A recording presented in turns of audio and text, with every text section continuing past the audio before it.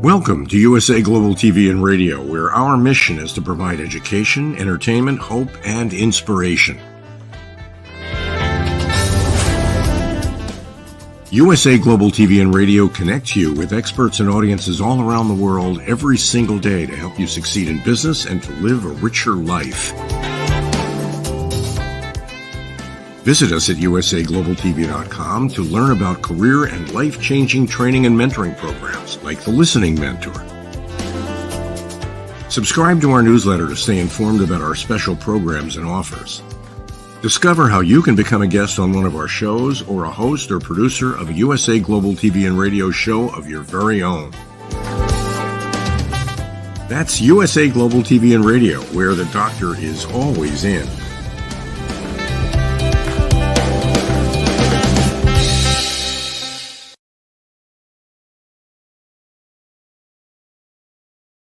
Hi, red.olaughlin here. We're on the Wise Ones on the USA Global TV and Radio Network. So good morning, good afternoon, good evening, wherever you are in the world. It's a live broadcast going out everywhere. I'm really honored today. It's kind of a challenge. I don't normally have other TV hosts, interviewers, entertainers on this. So today's kind of special. Marc Lee is on Pod TV. He's an entertainer. He's involved in a lot of different things. And so it's going to be from one TV host to another TV host today, and I'm looking forward to learning a lot. So, Marc, join us, please. Hey, Marc, how's it going today?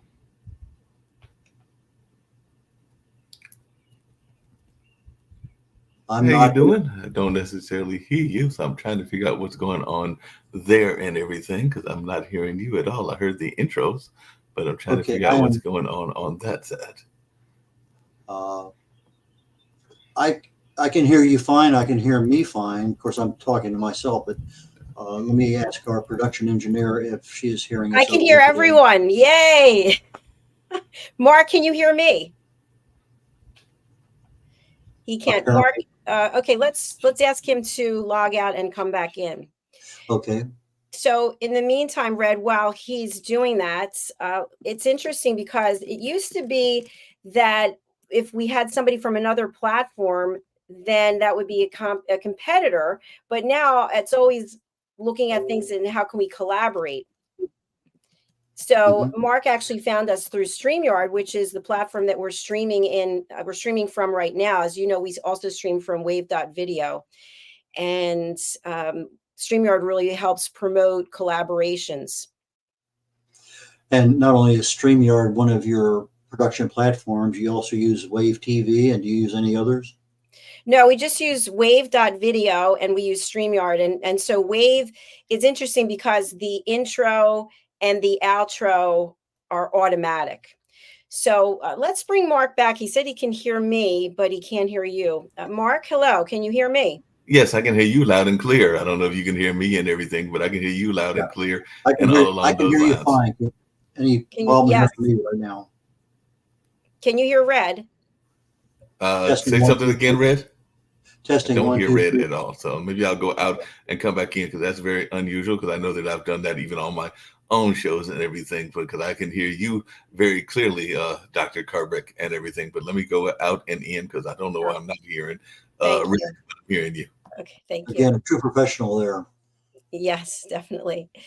So the wave.video, the thing that I like about that platform is that the intro and the outros are automatic. So the show closes itself out, which is really nice. And one challenge that I found on the other platform is that the green screen, you have to actually find out what is the specific color of your green screen. And then you have to implement that code and then it matches. Otherwise, you have a halo and it seems very hard to get that halo off. That answers the question of the green halo. So Exactly. And then on this platform, we can have our custom backgrounds, which on that one, it seems that you, and I could be wrong, but it seems like you have to use the ones that they provide. Yeah. I looked out once, it got one of your backgrounds on there, but I couldn't figure out how to do it again. But so it can happen. I just don't know what series of events you need to do to make that happen. Marc should Yes, be back. I'm right there with you. So today's episode is going to be interesting because we're going to be finding out about this other platform, which is called the Pod TV Network. I'll go ahead and do a screen share so that people know where it is that Marc's from. So we see the Pod TV Network, and he's going to tell us more about what's going on here. And as you know, they have politics here, sports. We really don't discuss politics on this platform, which we could, but I like to keep things somewhat calm.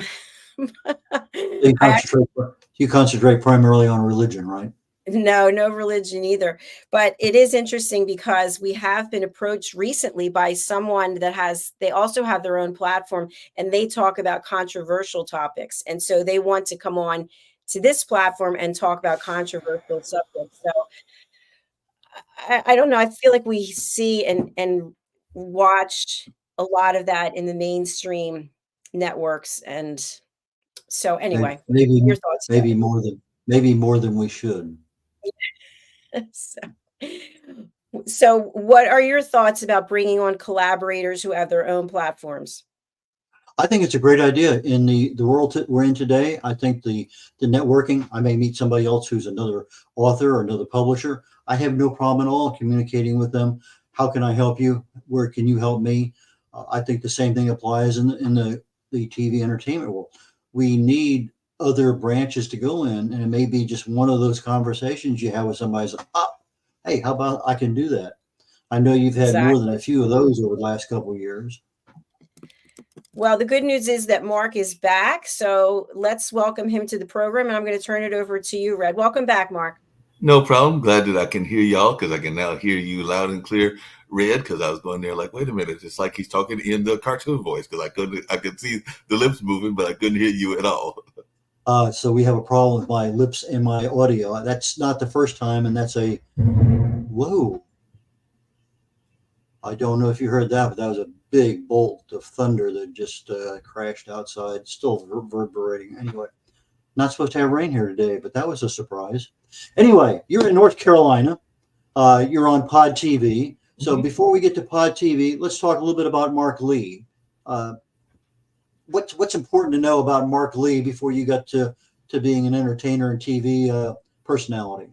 Well, one is that I grew up in rural North Carolina. I was actually born here in Durham and all along those lines, and have a lot of family members that were part of my great legacy and all along those lines. And then my parents actually in the late 70s, around the time of independence, started a radio station. So I would have been a teenager at that time, and I was going to like, hey, this sounds like a fun thing to do, because neither of my parents actually had a background in the radio. Mom was actually trained as a guidance counselor, and dad, who is still living, actually both parents are still living, was actually a military person that was actually also involved in the civil rights struggle, and was also an engineer, but not a radio engineer. So they had no background in the field, but they had a love of blues, a love of jazz, and a love of wanting to hear the voices of African Americans and other minority communities, as well as rural communities, heard. So they created their own radio station, WVSP, which stood for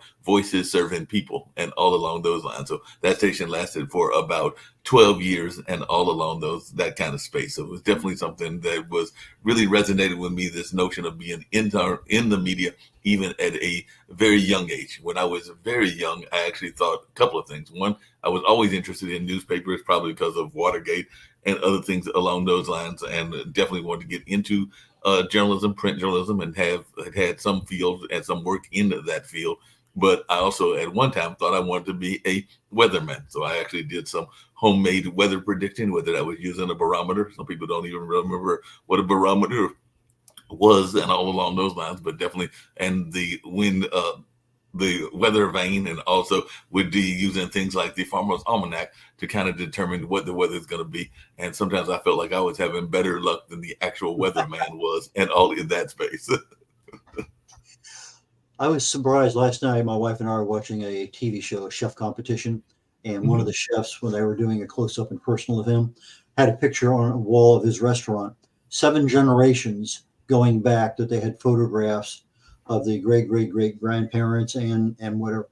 And I was just sitting there amazed, because we talked just briefly before the show about legacy and heritage and things like that. So, and your first thing you bring up is, the family background of how your interest got started. And so there's obviously a lot of interest in that. So you have your parents who were kind of a stimulus to get you started, regardless of which direction you went in. And then you kind of developed into what we have now today. Was there something before Pod TV in addition to the radio, or did that just kind of evolve from there? No, it evolved from there. We do a couple of things in addition to Pod TV. Pod TV was actually, and we can get into that later, formed by 2 friends of mine and all along those lines. But I actually, after the station went off the air, I was actually helping in the creation of the radio station on North Carolina Central University, which is one of our HBCUs, and I'm still involved to some degree with them, even though I'm not actively on the air. I'm still friends of theirs and allies of theirs. So I definitely keep in touch with them and try to help them by promoting what they are all about, which is WNCU. But definitely Donald Baker, who's a friend of my dad's, as well as myself and others, served on that initial board that created that station that has been on for multiple decades and all along those lines. As a matter of fact, I remember that when 9/11 was going on, I was actually going to the radio station studio because we were having our staff pictures taken. I believe that was on that same day and everything, because I used to do a Monday night radio show that was very blues oriented. And I remember that day, which I think was a Thursday, if I remember correctly and everything, everybody was kind of like looking at the computers, because we did have computers even in 2001 and all in that space. But we were actually having some very interesting thoughts, because one of the thoughts I had was a car went by, because Durham was a much smaller city. I mean, it's still a small city, but it wasn't as developed in the sense of what they're doing in downtown development and the restaurants and the kind of growth that they've had in the last several decades. And there was a car going by, because even to this day, I get by on mass transit, and there was a car going by, and I heard the attack was taking place. And the first thing that crossed in my mind as a young person, or a younger person, because I would have been in my 40s, I believe, at that time and everything, was, wow, is somebody doing War of the Worlds? Because I was actually thinking about that old classic TV show. And then when I got there and realized that there was actually somebody that was crashing into the towers and all along those lines, it definitely gave a different sense of what was happening. Because one of the things that I've even observed, and I don't know if you have observed this, but a lot of times when we have disasters, I think that Mother Nature oftentimes will let us know what's going on, because I had observed that I didn't see many birds and even squirrels, which can be very active here during 9/11. So it's almost as if the animals got the clue. Humans are about to be really stupid, so y'all might want to go duck. And I think that the same thing happened with the pandemic and everything along those lines. But that's just some of my own kind of crazy and interesting theories. But I do, because I'm a big lover of nature, and I love seeing what the animals are doing outside and everything. And I was saying, hey, maybe they've got a idea of what's happening.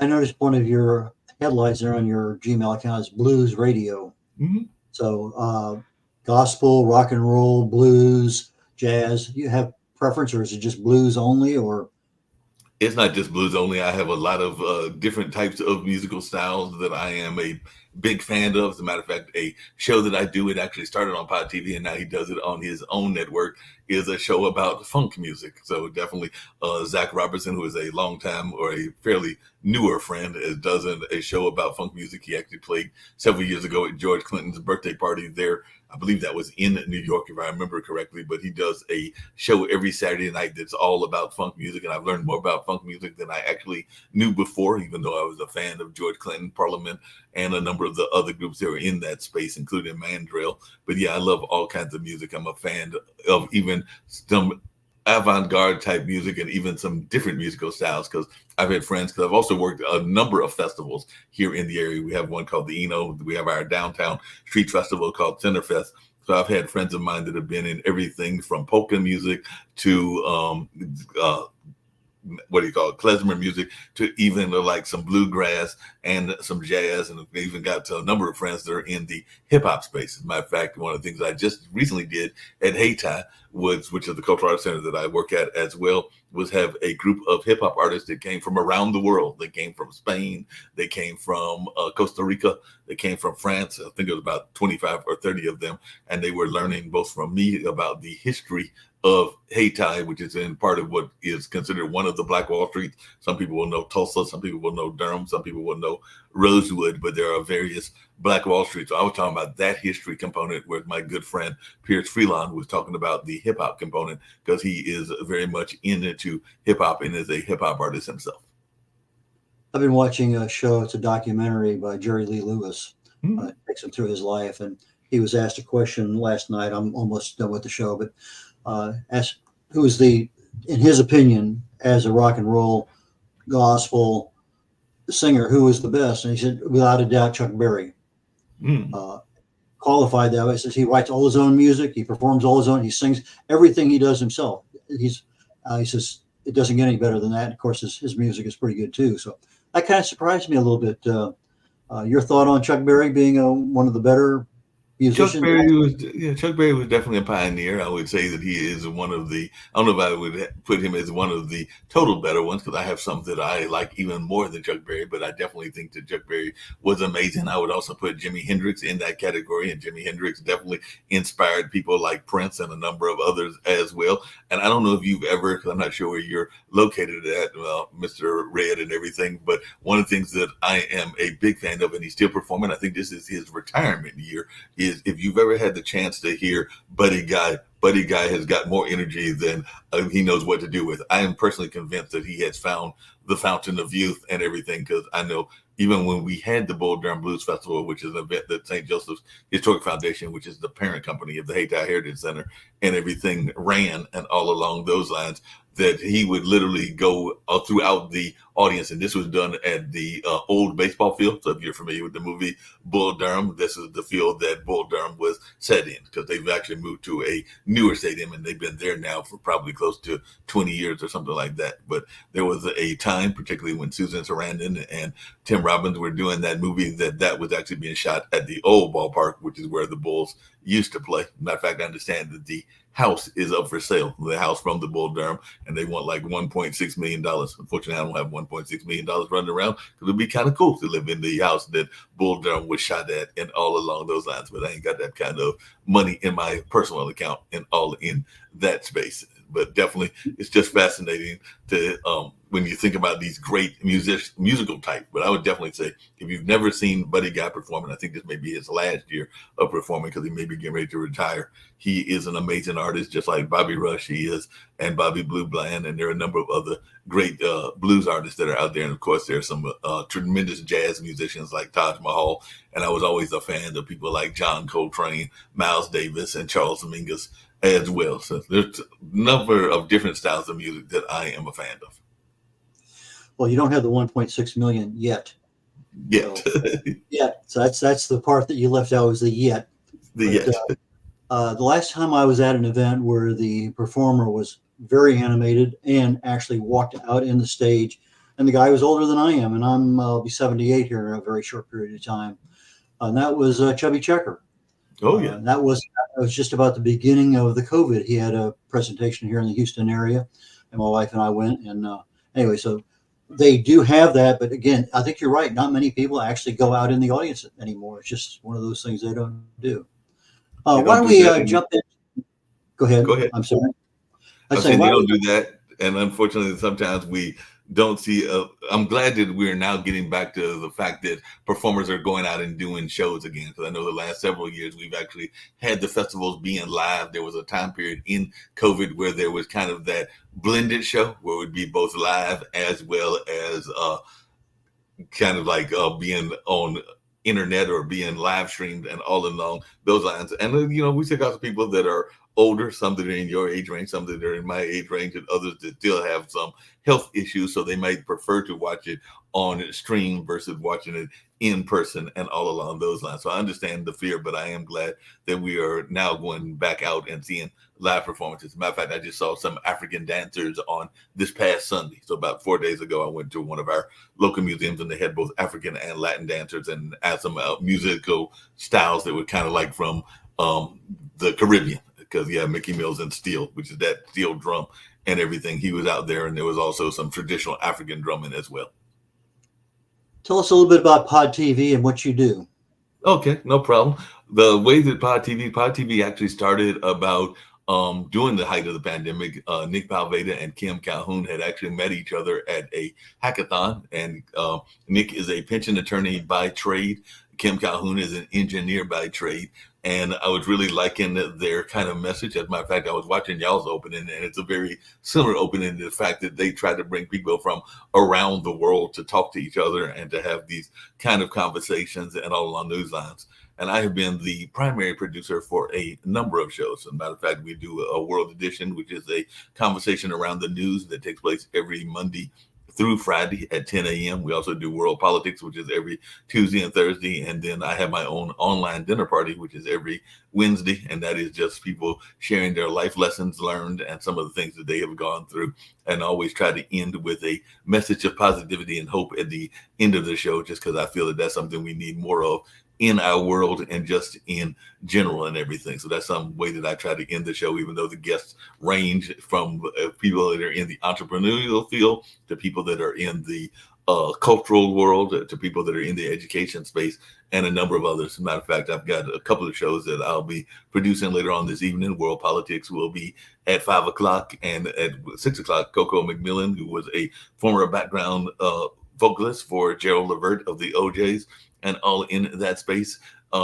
She will be doing her show, which is very much around R&B and gospel, and is also has some business owners as well. So that's every Thursday at 6. And then there's some shows on Friday, including one about the cruise industry, one about women in leadership, and that's at Madeline at 7 o'clock. And then there is one about interior designing, and that is with Miss Jeanette Chadsworth, and that is the Color Whisperer, and all in that space. So there are a number of shows that exist, including some that we picked up from other networks and other cooperation kind of things going on, because the Angry Geeks has got their own YouTube, as does Skeptical Metaphysicians, but we have a working relationship with them, as well as Interludes, where we will re-air their shows, and the same with Sharif, who is out of Malaysia. So we have like a working relationship in that sense. So I am probably the third or fourth, because it's really much a streamlined kind of community, because like I said, those are the two founders. I'm probably one of the lead producers. We also have a chess show, because Sasha Starr is from he was spent some time and was like living in Russia, well actually living in Ukraine at the time that it was under Russian control. So he does a show about the Ukrainian Russian war, and how the Ukrainians are bravely fighting against the Russian army, and all in that space, called Ukraine, Russia, and China. It's every Tuesday and Friday at 11. And he also does a chess show. As a matter of fact, we just recorded that earlier today, but that actually airs on Saturday. And he does a show that was yesterday called Modern Investment. And we have Rick Rodner, who used to be was a writer for Jimmy Kimmel and all along those lines. And he has a show that he does regularly about once a week or once every other week, called Naked at Night, which is kind of, I like to compare it to Point Counterpoint, if you remember that old TV show, because he is more on the liberal side. His friend Lance is definitely more on the conservative side. And while they are while Lance, who is the artist, is drawing him, they are debating their points from a political standpoint. And like I said, they don't oftentimes agree. As a matter of fact, at times they often are at serious disagreements as to what's going on in the world and how Trump is thought about, or how Biden is thought about, or a number of other things, including one that I mentioned earlier, which is COVID and all in that space. But they have a very lively discussion, and they have a friend of theirs who is a troubadour. I think he's Latin American, but he comes on and does a musical number, and then I might come in and I have some comments as well as some questions. Sometimes they are questions that are lighter hearted and everything, because they can get a little bit deep and everything. Sometimes I might jump into the deepness, but a lot of times it's a lot lighter. Well, at the end of the show, I'm going to give you a chance to talk about who the ideal clients, ideal guests for the show, and how they can actually get in touch with you to do that. But right now, if I get my production engineer to pull up your website, podtv.tv, and we can take a quick look at that so people get a chance to get familiar with everything that you just told them. I was doing a little search on it just before we get started, and there's quite a lot of information there. And so for people who are looking to get their message out, and it happens to fit within the guidelines of Pod TV Network, podtv.tv, I believe, is the website. Is that correct? That is correct. That is totally correct. Any particular thing on that website that somebody should be aware of, or just go there and start wandering around and They start wandering around. If they notice that if they go to the bookstore, which is there in the stores, they will see that a lot of our guests have books on Amazon. So we have plugged that in. So a lot of the past guests, if you click on the bookstore, you will see that there are a number of past guests, and you can actually buy some of the books of some of our past guests and all along those lines. So if you click on that, you'll see that a number of amazing guests have been on there, including some that are regulars, like David Walker, who was the Comptroller General and all in that space. You can see that his book is on the bookstore, and you can also see that there are others that are in that bookstore as well. So that's something that people can see that is available. And of course, there's limited merchandise, but we do have some merchandise, and we may be adding some more merchandise. And there are some interesting shows that they will see if they go to the TV shows. And one of the things that we like to talk about is that there are multiple networks within Pod TV, because there is the regular shows that exist with that have mostly been what I've been describing, but we also we'll have what we call live events, which is some events that are going on, and there might be some sports events. There might be some events that are like lectures and all along in that space. So if you go down there under the homes, you will see that there is different types of shows that are available. So if you scale down, you'll see that World Politics is a lot of our politic interviews and all in that space. And then, of course, there's my online dinner party. So if you were to click on that, if you were to go there, you would see a lot of our various shows from the past, including some over the last month or so. And if you keep sliding down, you'll also see that there is the shows I was talking about. This is the gentleman that I was referring to that has come back up a little bit more. And this is Sasha Starr. No, go up. I'm sorry. That is Sasha Starr. He is a world champion chess player, but also a master musician. And he's the one that does the show around Ukraine, Russia, and China, as well as the show that has to do with modern investment, and also the show that he does on chess. You mentioned earlier, just before the show started, that one of the areas that you wanted to spend a little bit of time on was heritage or legacies. Tell us how that has affected you, and how you have had this passion. I kind of got that out of your voice when you were talking to me about what you wanted to get across to our audience today, or what you wanted to leave them with. So let's talk a little bit about heritage, and I'm going to let you have a couple of minutes to talk about that. No, I'm glad that you did that. Like I said earlier, and I've definitely appreciated this opportunity that you folks have given me. But when I think of heritage, I think about my grandmother. My grandmother actually founded the first African-American library in Raleigh, North Carolina, and it definitely did it by going knocking on doors and collecting money and all in that space. And that library still exists. So you can go to Raleigh if you come to our state capital and go to the Richard B. Harrison Library. But at the time she was doing that, it was during the time of segregation. So there was no African-American library, and she went and created it. But then again, Molly Houston Lee was also the kind of woman that would go against what some people were telling her she could or couldn't do, because she also attended Columbia University at the time of segregation as well. So she was definitely a pioneer in that sense, just like I consider my parents to be pioneers as well. So that's what I meant when I said that it's not just me, but it's also my younger brother that continues in that legacy as well. Because like I said before, I have family members, and even mom was involved in education. And my brother does a lot of work with what is termed as at-risk youth, or those youth that are troubled in one form or another. But I know he's not a big fan always of at-risk, as neither am I, and everything, because I think that sometimes it makes a self-fulfilling prophecy in that sense and all along those lines. So definitely he's been involved in that field for a while. We used to joke that he didn't know what he wanted to go be when he grew up, because he went into engineering, he went into a number of other fields, but I definitely feel that he has found his calling, just like I found my calling in media and event planning and all along those lines. Because the other thing that I was going to mention really quickly that I am involved with is a effort, and it comes down to heritage, but also helping others in the community, is a good friend of mine, Captain Newborn. That is actually his first name, not his rank, but he is a veteran advocate. And as a veteran advocate, he got together with the Apollo and he created the Road to the Apollo. So we actually do these competitions. They started at the Hayti Heritage Center where I work at, and then they moved around to different venues in the state of North Carolina. And those winners get to go to the actual Apollo in New York City, and we get to jump the line. So we have a relationship with the Apollo, and we've had some of our contestants have tremendous success when they've gone up to New York. You have this passion for legacy and living the dream and your heritage. How about your kids? I'm sure you have kids, grandkids, maybe. Are they all as excited about it as you are?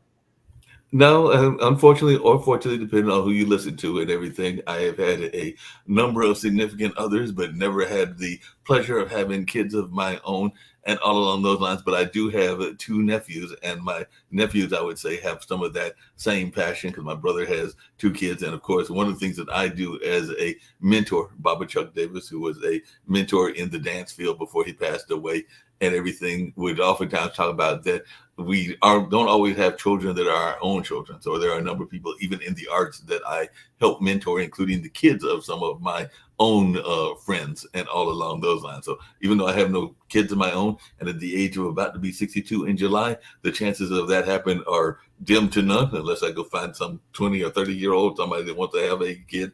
And like I said, at 62, I don't know that I'm trying to go down that path and all along those lines. But definitely, that being said, I do think that I can still be a mentor to many in that way. And even though I don't have any kids of my own, and I do try to give good advice to my nephews, as well as the kids of friends of mine as well. And some of them have gone on into success. As a matter of fact, I hate to say it, but one of them that actually did a video on me passed away at a much too young age. He had become a professor over at North Carolina Central University, and I want to say that Kenneth was only maybe in his early 40s, if that, and everything. But he recently passed away. I'm thinking of natural causes, but I'm not 100% sure of that. But I've also seen some people like my friend Murdy, who has no kids either, but she is got several nieces and nephews of her own, and one of her nephews is a filmmaker. So I do love to give him some film advice as well and everything. So yeah, Miss definitely Matt Landon Boss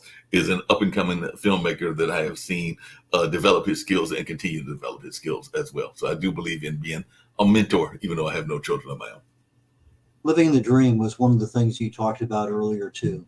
Obviously, you've had a chance, and I guess at some point in time, the dream became reality, and you're living it to the best you can, regardless of whether you have kids or not. You're still living your dream.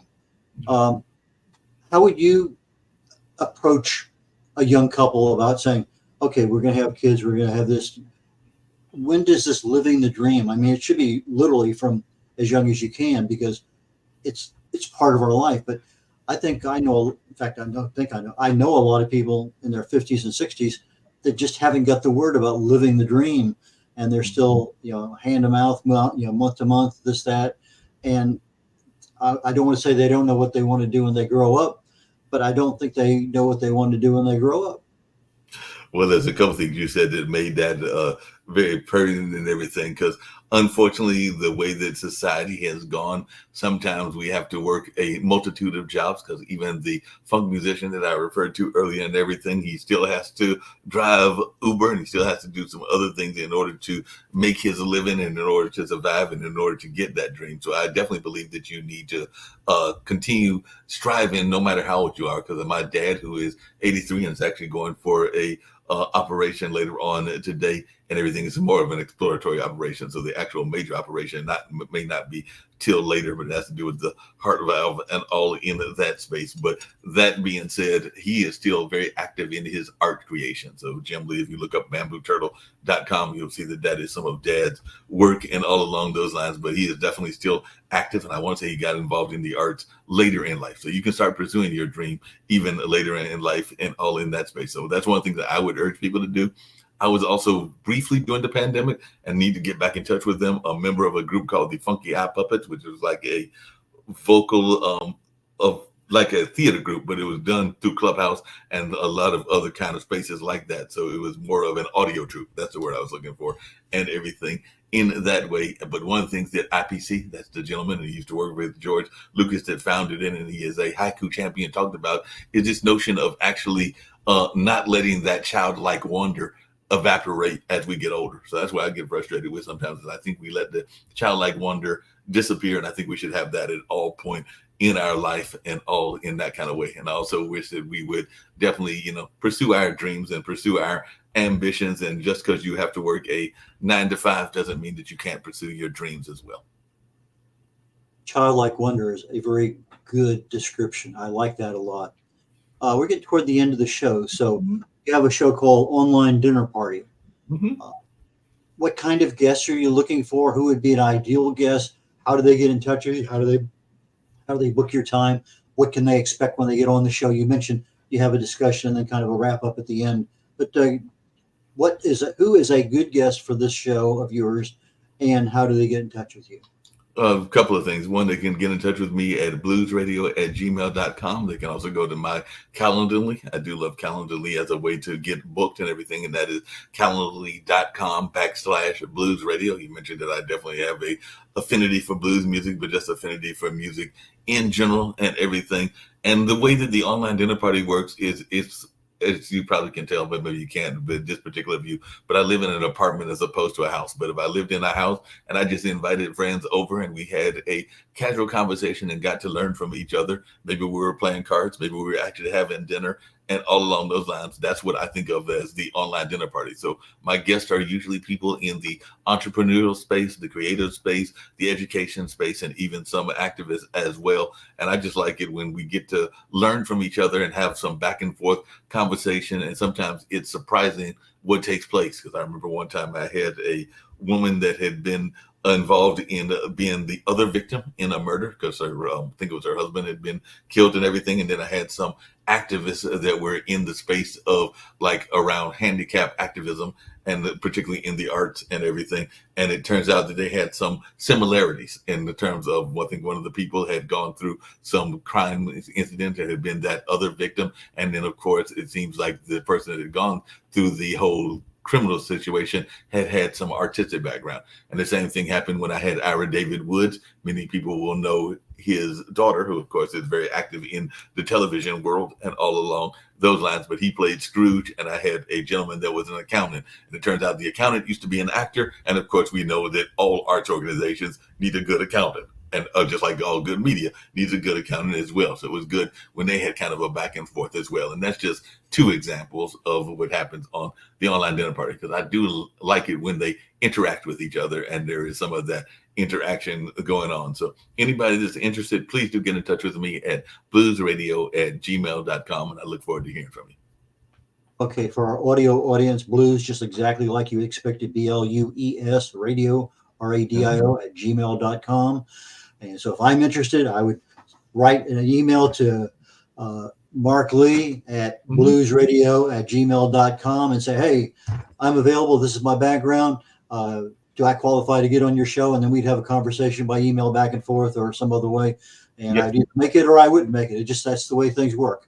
That's the way things work, and I'm very much liking to hear interesting conversations. There have even been folks that might be surprised that they made the show because they might not even be in my background, but I also like to learn as well. So I do think, like I mentioned before, that education and constant education is a good thing in life. So there are even people that have been on this show that were in fields that I don't necessarily have expertise in. Like I've had some people that are in that AI space. I'm learning more about AI, but I would not claim to be an expert in it. And then I've had friends that are even of different political views or different thoughts than mine might be, but I just like to hear why people have the beliefs that they have, and I'm not going to sit there and browbeat them because I just think that it's better if we learn from each other. Well, I'm going to take away childlike wonder as one of the thoughts that I'm leaving the show with, because that as you were talking about things, that kind of caught me. So with that, I'm going to go ahead and conclude our TV show today. Mark, thanks very, very much for coming in. Glad to be on. Just before you leave, I just had one question, because there's something that you have in your background that is the other thing that I really love, and along with childlike wonder, and I kind of alluded to it earlier, but I am loving, because both you and the founder of this particular network had it in the background, but I love nature. So the fact that you've got this greenery in the background, I am loving the greenery in the background, because it definitely reminded me of the importance of nature and all along those lines. Thank you so very much. I appreciate that. And with that, we're going to conclude here in the next few seconds. The Wise Ones, I'm getting ready literally for a show now in about 10 minutes called Talking Heads. We started talking about a deep dive into nutrition. We started with nutrition in general, kind of dived a little bit into vitamins. We're going to finish up vitamins today and possibly get into minerals. But there's a lot of information. And if you don't understand what happens when you either eat a food and a vitamin or minerals in there, and how it gets processed in the body and what you can do to help it a little bit. Anyway, we're going to do a deep dive into nutrition, especially into the area of vitamins and minerals today. So Talking Heads coming up in just a few minutes on the USA Global TV and Radio Network. Join you next week on The Wise Ones. Take care now. Bye. Women of the Caribbean and around the world, are you tired of the status quo? Tired of barely making ends meet? Tired of giving maximum effort for minimum results? Are you in need of change, a fresh start, a new outlook, a new perspective? It's time to break through.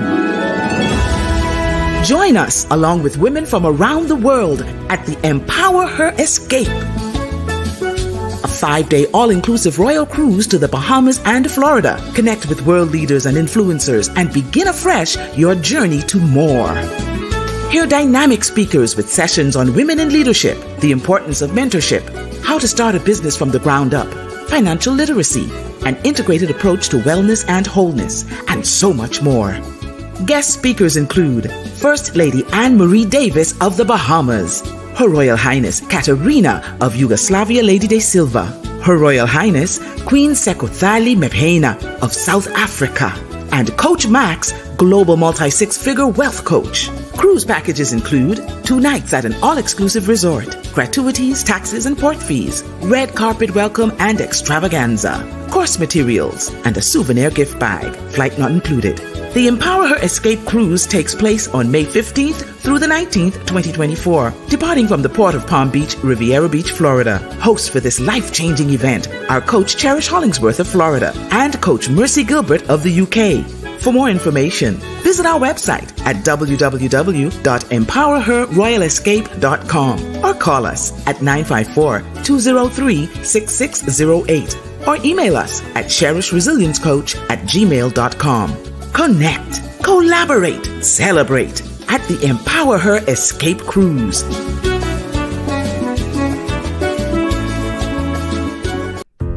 Meet Lady Ella, a special ladybug who is trained by Grand Beetle on how to listen at an elevated level.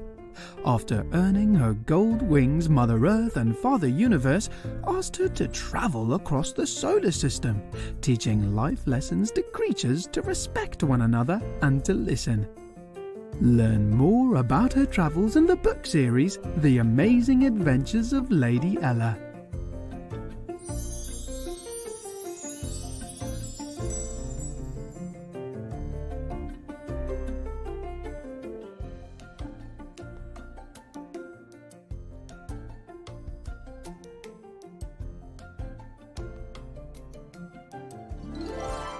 The Amazing Adventures of Lady Ella, the Listening Mentor. Lady Ella's ABCs of Listening. Lady Ella has afternoon tea in London. The ocean calls and Lady Ella listens. Lady Ella listens in the Baobab National Game Park. Lady Ella's space adventure across the universe. The magical adventures of Lady Ella and her super-powered friends. There are also collections of colouring books for parents and kids.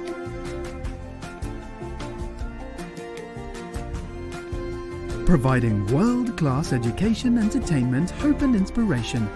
Join our team of elevated listeners to teach children elevated listening skills.